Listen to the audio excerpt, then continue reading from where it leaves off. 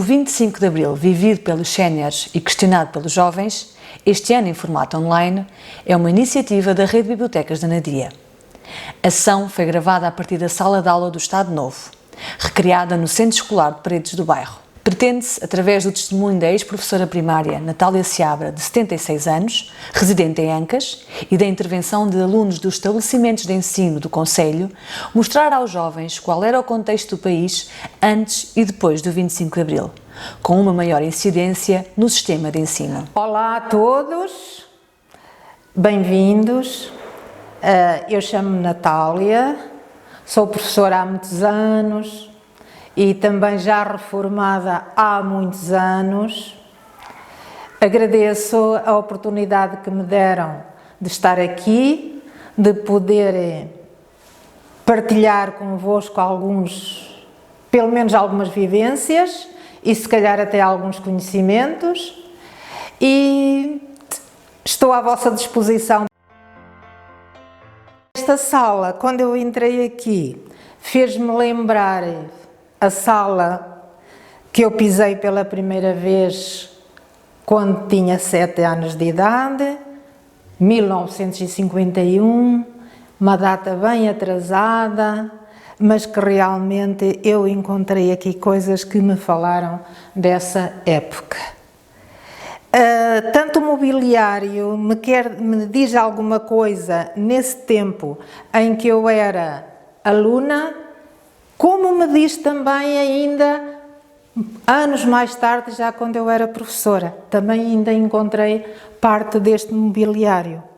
Gostava de partilhar um bocadinho com vocês algumas coisas que eu estou a ver aqui e que são de um valor afetivo extraordinário. Olhando para estas carteiras faz-me lembrar realmente a primeira sala onde eu entrei. E digo-vos uma coisa, havia escola nessa altura, mas não havia sala. Nós estávamos numa sala emprestada e, portanto, o número de carteiras era limitado. O número de alunos que frequentavam a escola estava de acordo também com o número de carteiras.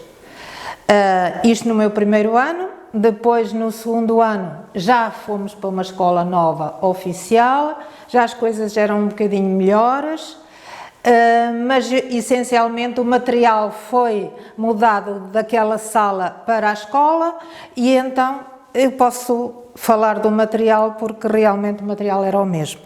As carteiras eram estas, dava para 2 alunos, naquela altura as turmas eram ou só meninas ou só meninos, portanto não havia o problema da menina se sentar ao lado da menina, como vocês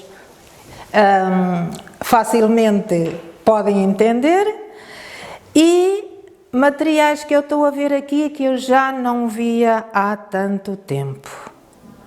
Começa por estes computadores agora modernos, não é? Estes iPads e iPods e não sei o quê, mas que realmente aqui fazia-se tudo. Aqui escrevia-se, faziam-se contas, faziam-se desenhos, enfim. E depois, só não havia como guardar. Só não havia como guardar porque tinha que se apagar. Isto servia para apagar, mas antes que se apagasse tinha que se escrever. Portanto, era com este ponteirinho, isto chamava-se ponteiro. E era feito da mesma ardósia da lousa. Portanto, isto escrevia, e às vezes até arrepiava. E depois apagava-se com uma esponjinha quem a tinha, porque quem não a tinha usava outros métodos que a gente às vezes é melhor não falar, porque pronto, é melhor não falar. Nesta carteira está também o tinteiro, e estes até saem para eu poder mostrar melhor. Este tinteiro era cheio de tinta, tal qual como o nome indica, levava tinta, não é? Essa tinta era guardada num frasco de litro, mais ou menos, que a professora tinha no armário. Quando nós não tínhamos tinta no tinteiro, pedíamos à professora e ela abastecia. O tinteiro servia para quê e a tinta servia para quê? Havia uma caneta que havia quem chamasse a pena, porque muitas das vezes até os nossos escritores antigos usavam uma pena que molhavam em tinta e escreviam. E no fundo deste pequenino pau, digamos assim, havia um aparo. Este aparo não era fixo, este aparo mudava-se e mudava-se consoante o tipo de caligrafia que nós queríamos empregar, porque até havia uma disciplina naquela altura que se chamava caligrafia, porque nós no fim de fazer a nossa cópia tínhamos sempre 2 linhas dessa letra muito especial e que me fez recordar um pouco, ou aquela letra me fez recordar um pouco a que nós fazíamos, porque era muito parecida com aquela letra linda, que eu dou os parabéns a quem escreveu ali, e portanto essa letra precisava de um aparo diferente, eram realmente diferente, e eu agora, claro que eu me lembrei e com muita saudade recordo isto.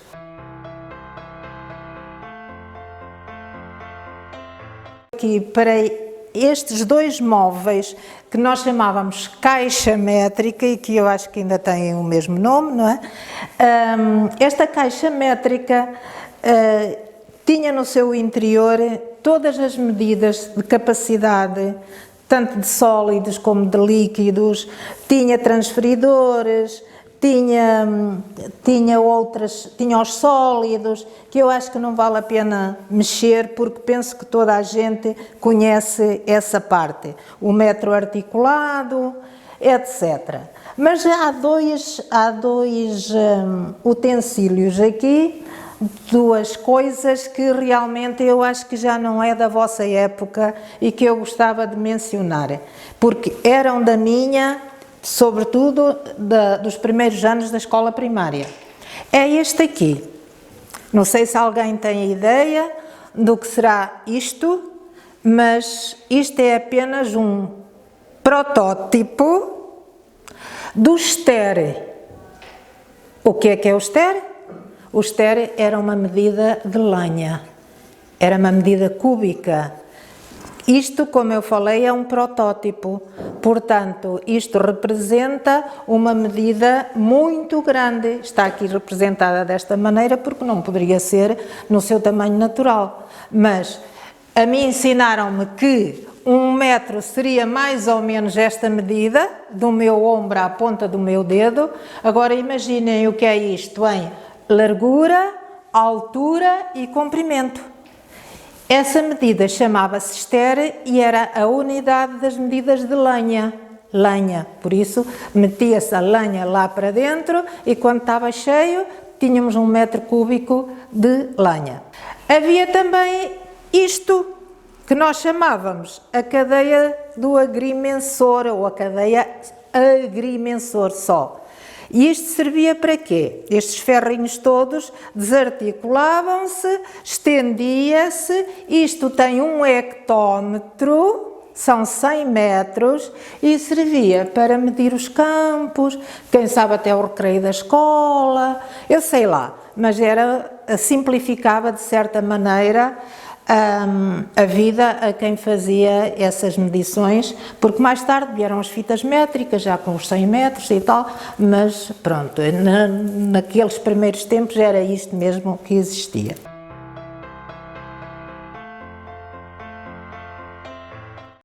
Além do mobiliário, que já foi mais ou menos explorado, temos os símbolos da pátria que existiam em todas as escolas.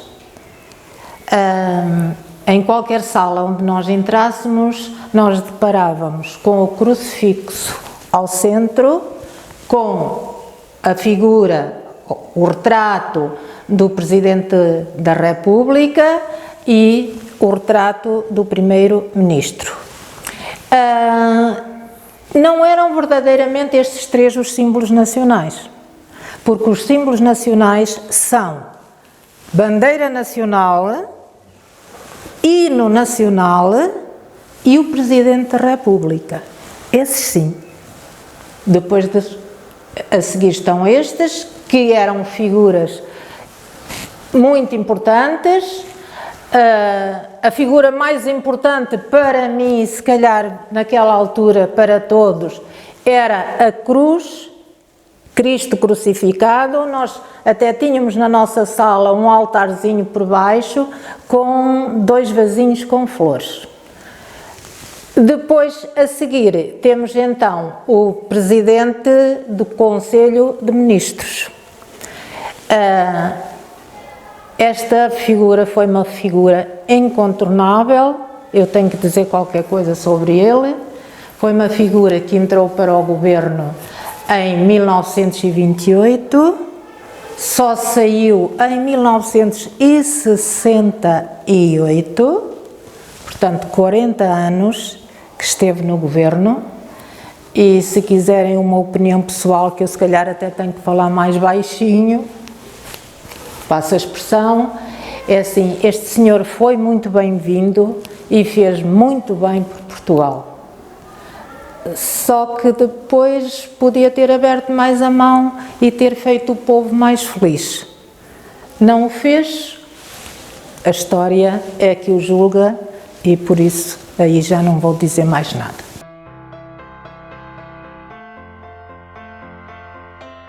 Salazar pretendeu orientar o seu governo por alguns valores. Entre eles, toda a gente conhece a máxima do Deus, Pátria e Família. Via-se aqui, numa casa humilde, como é que era o básico da vida de uma pessoa de família. A mulher entregue às lidas de casa, criação e educação de filhos.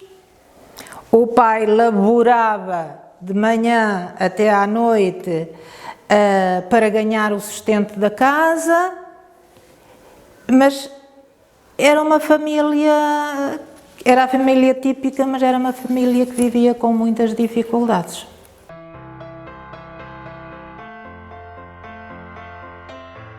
Depois de ter falado dos símbolos nacionais e olhando aqui para este cantinho, eu vejo aqui uma coisa que pode ter 2 aspectos muito interessantes.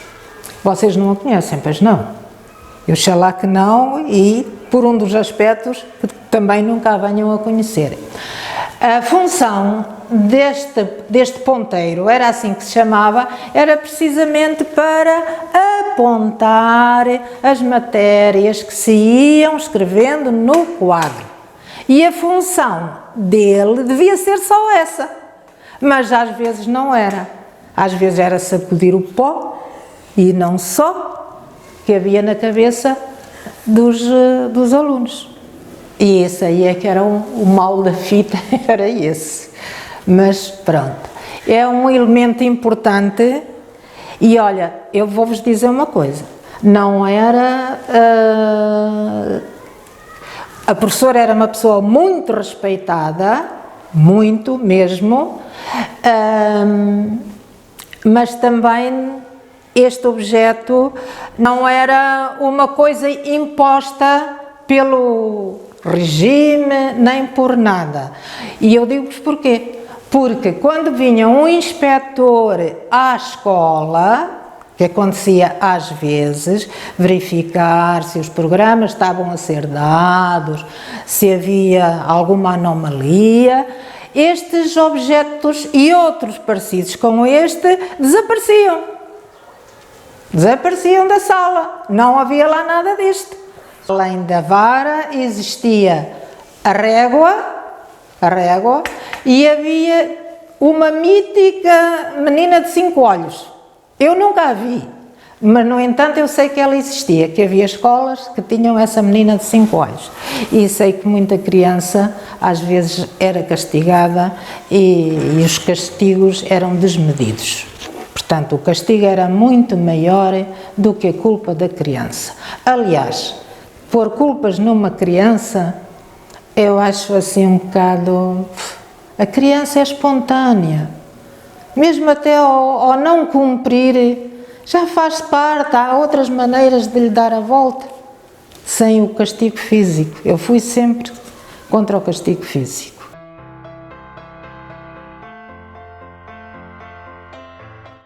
Na sala, eu como aluna ainda, e depois mais tarde também como professora, seguia o mesmo método. Quando entrávamos de manhã na sala de aulas, a primeira coisa que nós fazíamos, perfilávamos-nos a par das carteiras e benzíamos-nos e dizíamos uma oração que o professor entendesse. Se não tivesse nenhuma especial, rezávamos uma Ave Maria e assim começávamos o dia. E era bom que o dia começasse e acabasse naquela paz, porque era coisa que às vezes já não acontecia, logo a seguir já havia ali outras coisas que não eram tão agradáveis. O 25 de Abril para mim foi um misto de liberdade, alegria, vamos sacudir uma maneira de governar com a qual nós não estamos de acordo. Tudo bem, ótimo, palmas, mas por outro lado eu senti um aperto muito grande. Eu senti que não estava a fazer mais nada ali, ou que não ia fazer mais nada ali. Porque pelas ideias que já eram conhecidas ia haver muita diferença na maneira de ensinar. E então eu era incapaz de no ano seguinte dizer... ou ter que desdizer coisas que eu tinha dito no ano atrás, no ano atrasado. E é com alguma emoção que eu recordo ainda esse momento. Tinha um filho pequenino e eu disse, é hora de irmos embora. Eu não vou ficar aqui mais. Que eu para o ano não quero dizer aquilo ou desdizer aquilo que eu disse este ano. Isto é Portugal e os ensinamentos que nós trouxemos para aqui são os mesmos que se ensinam em Portugal e, portanto, são com estes ensinos da minha boca que esta gente fica. Então, depois do 25 de Abril, eu pensei que realmente já não estava a fazer mais nada em Moçambique, porque eu acho que as coisas não iam correr muito bem. E estávamos em Abril, como é normal, que foi o 25 de Abril, e em Julho eu vim embora. Acabei o ano e pedi para regressar a Portugal.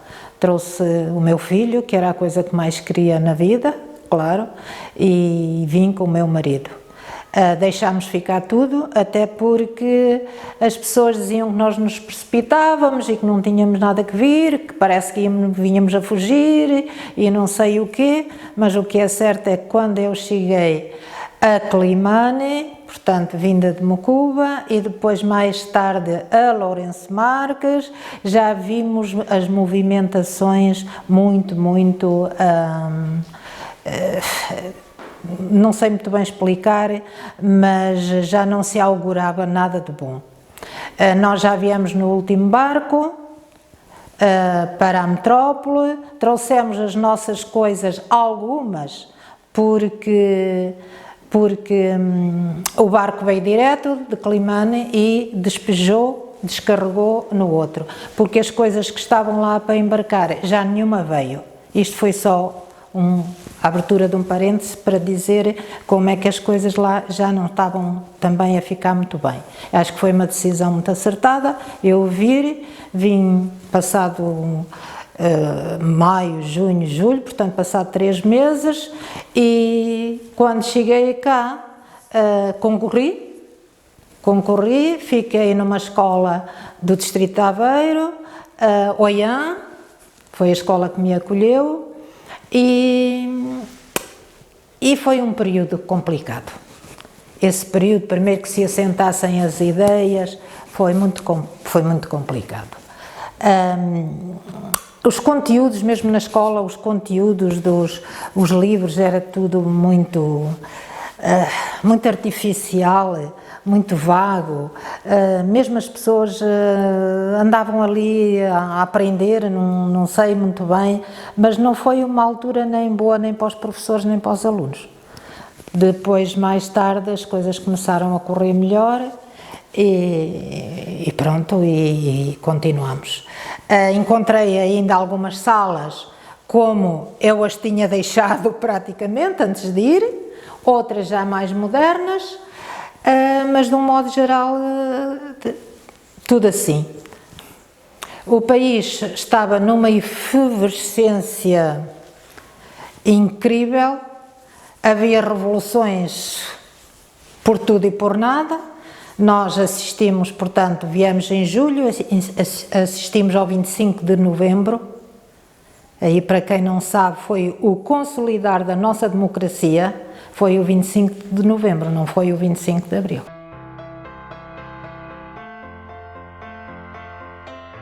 E a pergunta que eu queria dirigir era: todas as mulheres tinham acesso ao ensino?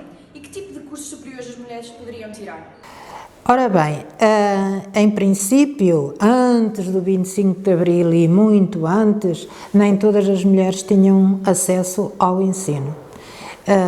Enquanto andei na escola primária, havia colegas que ficavam apenas com a terceira classe. Eu fiz a minha quarta classe e por dificuldades enfim, na altura a sociedade era toda muito pobre e eu tive que interromper o estudo. Fiquei 4 anos em casa à espera de poder continuar. Eu sou gêmea com outra, éramos 2, o meu pai possivelmente não teria condições de pagar o nosso estudo, porque era tudo pago, desde os transportes, desde as propinas, desde os livros, desde a comida, tudo, e então havia que pensar primeiro. Eu tinha um irmão em medicina e havia que ver se ele se despachava primeiro para depois nós podermos entrar e seguirmos o nosso estudo. Portanto, eu fiquei 4 anos em casa, atrasou um bocado, mas eu depois tinha um objetivo e consegui lá chegar. Quando eu acabei o meu 5º ano, fui fazer o exame de admissão ao magistério, foi um mês de agosto inteirinho, sem férias absolutamente nenhumas, tínhamos que ter umas explicações especiais para poder entrar, para nos prepararmos. Então fui admitida e fiz os 2 anos de magistério. Se me perguntarem se era esse o curso que eu queria, eu dizia logo que não. Eu até dizia que ia para a tropa, porque eram 2 anos, porque nos meus sonhos estava um curso de farmácia, o que também não era muito frequentado pelas raparigas e também por uma questão de economia, depois de habitação na cidade, etc., tornava-se bastante mais complicado. Então fui para o magistério, como trampolim para depois ir tirar o outro. Só que realmente quando eu vou para um sítio eu entrego-me, se não gosto aprendo a gostar e passei a gostar realmente do curso e pensei é este, vou ficar por aqui. Entretanto a idade, como eu tinha ficado 4 anos em casa, a idade já estava, não é que fosse velha, naquela altura que eu acabei o magistério eu tinha 21 anos, não era velha, mas naqueles tempos nós, raparigas, já pensávamos numa vida diferente. E eu comecei a namorar e por isso depois colocou-se outro problema. Como estava no magistério e ia ser professora, aquilo começou a fazer-me pontos de interrogação na cabeça. Como é que eu ia descalçar a bota se o meu futuro marido não era funcionário público e nem tinha assim uma conta choruda no banco, como as políticas do antes 25 de Abril, as políticas do Dr. Oliveira Salazar, assim o exigiam. E então eu tinha que pensar numa maneira de passar a perna ao senhor. E fiz. E então, na véspera, precisamente na véspera de eu fazer o exame final, que me ia dar que me ia conferir o grau de professora oficial, eu casei. Casei pelo civil, era aceito o casamento e estava casada. Quando fiz o exame, estava casada, acabou. Depois para concorrer, para outras, pronto, para o que fosse necessário, eu preenchi todos os papéis como casada e dei facto como consumado e foi assim. Nessa altura, os cursos que as senhoras, que as raparigas poderiam tirar eram mais cursos ligados às letras, Faculdade de Letras, à História, à Filosofia. Magistério primário era o principal, quase todas as raparigas faziam o 5º ano e não tinham possibilidades de continuar os estudos, iam para o magistério primário. As que tinham possibilidades de continuar e queriam, porque o estudo era muito exigente, e queriam, então entravam no 6º ano, 7º ano, e depois faziam um exame de admissão à universidade e, se eram admitidas, entravam então nos cursos já referidos. Antes do 25 de Abril, mandavam muitos trabalhos de casa, os chamados deveres? Não, nunca fui apologista para mandar muitos trabalhos de casa. E eu digo porquê. Primeiro, porque no meu entender, a criança precisa de espaço, precisa de tempo para brincar. Já bastam as aulas, já bastam as horas que fica dentro da escola, precisa de apanhar sol, precisa de ter tempo para ela, precisa de brincar, porque eu acho que a criança que medra a brincar e que aquela responsabilidade, dos trabalhos de casa que não ajudam a criança em nada. Segundo, os trabalhos de casa são para se corrigir. E se eu passo o tempo na escola a corrigir trabalhos de casa, quem é que dá aulas nesse tempo? Eu acho que os meninos ficam a perder. Porque se não corrijo os trabalhos, eles acabam por ver que eu não corrijo e, olha, deixa lá, não faço nada. Logo se vê, não é? E se eu corrijo, acabo por prejudicar os próprios alunos. Portanto, eu sim, sempre mandava fazer qualquer coisa, não muito, porque muitas das vezes os paizinhos também, se a professora não manda fazer trabalhos para casa, a professora não liga nenhuma. Mas isso às vezes é uma ilusão. E depois tem outra coisa. Tem meninos que não fazem os trabalhos de casa. Aconteceu-me. Não faziam. E depois eu tinha que combinar, quando podia, com o colega que estava ao lado para tomar conta do recreio. Porque eu ficava com esses meninos para que os outros não vissem que aqueles que não faziam tinham o mesmo tratamento do que aqueles que faziam. Portanto, isto era um pau de dois bicos. Portanto, tanto pedagogicamente como psicologicamente, como tudo, há que haver moderação com os trabalhos de casa. É o que eu penso. A professora sentia-se feliz a dar aulas, a fazer aquilo que gostava? O ambiente permitia isso? Ou sentia que o ensino era fortemente controlado pelo Estado, tornando o prazer de ensinar menor? Eu sentia-me muito feliz a dar aulas e sentia, como eu já disse, eu aprendi a gostar daquilo que tinha que fazer. E então acho que para aquela tranquilidade, aquela felicidade até de fazer o meu trabalho com gosto, eu acho que contribuiu muito os primeiros anos da minha vida profissional, porque eu não exerci em Portugal, eu fui direta para Moçambique, o meu primeiro dia de aulas foi em Moçambique, numa escola com 50 meninas, que eu nunca vou esquecer na vida. 50 meninas de todas as cores. E o respeito que havia naquela sala, umas pelas outras, que eu já lá encontrei, não fui eu que fui desenvolver, eu é que encontrei aquele pedacinho do céu, porque eram todas tão diferentes e todas tão amigas, tão unidas, que não dá para explicar. E eu aí, sim, eu senti-me feliz no meio daquelas meninas, elas ensinaram-me imenso, ensinaram-me como é que era possível viver numa sociedade tão diferente, em que os objetivos eram os mesmos, era progredir e ser feliz.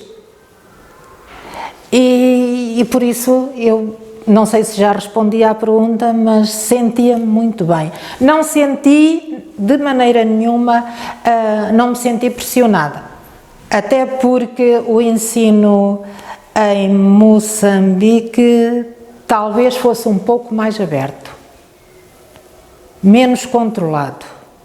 Havia o controlo, sim, dos métodos a aplicar. Portanto, eu nunca me senti pressionada lá. Chegámos ao fim, penso eu. Obrigada pela vossa atenção. Espero ter contribuído para o melhoramento dos vossos conhecimentos e estou disponível para alguma outra oportunidade. E muito obrigada e fiquem bem.